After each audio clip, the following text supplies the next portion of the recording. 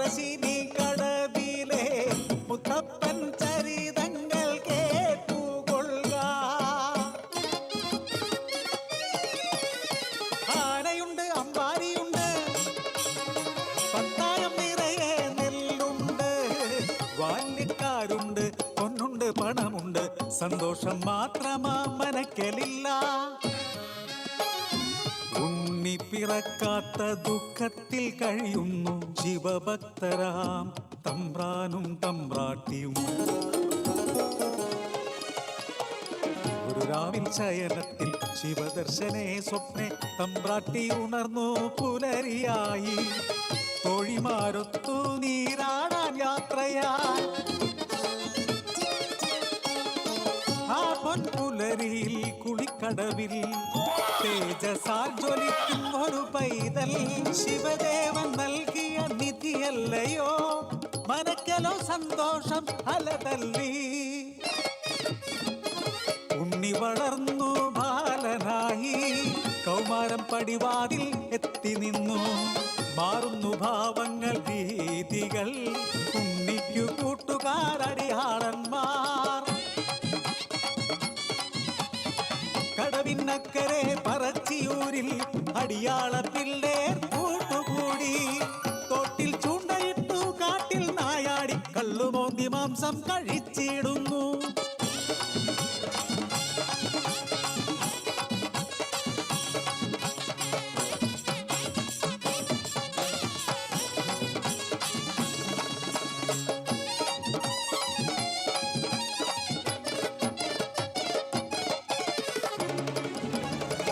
എന്റെ പരദേവതേ, ഇല്ലം മുടിച്ചിടുമല്ലോ. കോപിഷ്ടയാകുന്നു തമ്പ്രാട്ടി, ഉണ്ണിയെ മച്ചിൽ ബന്ധിക്കുന്നു. ജലപാനം നൽകില്ല പൊന്നുണ്ണി, കുരുത്തക്കേടുകൾ ഏറെയായി. അല്പം കഴിഞ്ഞപ്പോൾ അമ്മ തൻ മാനസം സ്നേഹമായി, പിന്നെ വാത്സല്യമായി. മനക്കലെ മച്ചിന്മേൽ എത്തിയ അമ്മ അറപ്പുരവാതിൽ തുറന്നു നോക്കി. ആകെ സ്തംഭിച്ചു തമ്പ്രാട്ടി.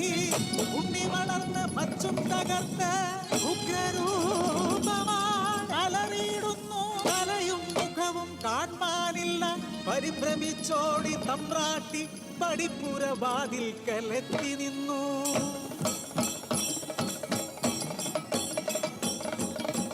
മനക്കലെ മച്ചും തകർത്തുണ്ണി പെരും ദൈവമായി മാറി.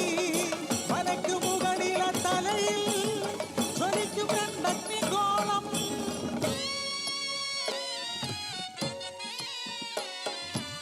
ഭയന്നൊര തമ്പ്രാട്ടി നോക്കാനാവാതെ കൈകൾ കൂപ്പി നിന്നു. അലറുന്ന ഉണ്ണി അമ്മയോട് ചൊല്ലി, മനുഷ്യനു ജാതിയൊന്നാണ്. അടിയാളപ്പറയർക്കു ദൈവമാകും ഞാൻ, മുത്തപ്പൻ ദൈവമായി നിറഞ്ഞാടും.